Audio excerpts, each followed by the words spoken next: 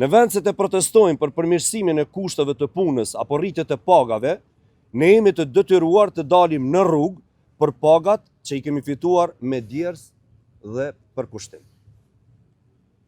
Në gjithë shtetin pagat janë ngritur, paktën kështu dhe po thuhet.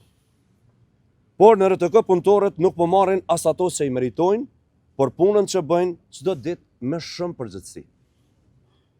Kjo nuk është thjesht padrejtësi, është fyrje për punën dhe dinjitetin e secilit punëtor në RTK. Ndërkohë, deputetët e Kuvendit Kosovës vazhdojnë t'i marrin pagat e tyre rregullisht çdo muaj pas një vonesë. Por për ne punëtorët që mbajmë gjallë transmetuesin publik, askush nuk është kujtuar. E them qartë, për këtë situatë, përgjegjësi kanë të gjithë: Kuvendi, qeveria dhe menaxhmenti i RTK-s.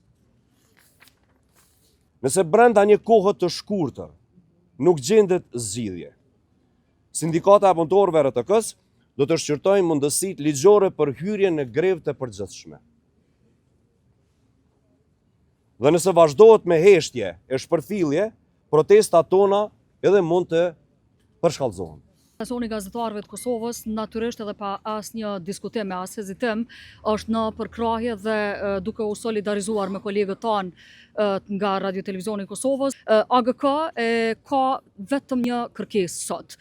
Asociacioni i gazetarëve kërkon në mënyrë urgjente dhe të padiskutueshme nga kryeministri në detyrë Albin Kurti që thjesht t'i alokoj pagat për punëtorët e Radio Televizionit Kosovës.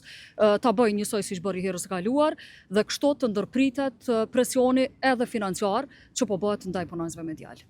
Edhe në raportin e fundit dua të theksoj një gjë që në raportin e fundit Progresit është evidentuar si një mangësi funksionimi i Radio Televizionit Kosovës, në veçanti kjo sog e buxhetit e cila po vazhdon edhe tutje.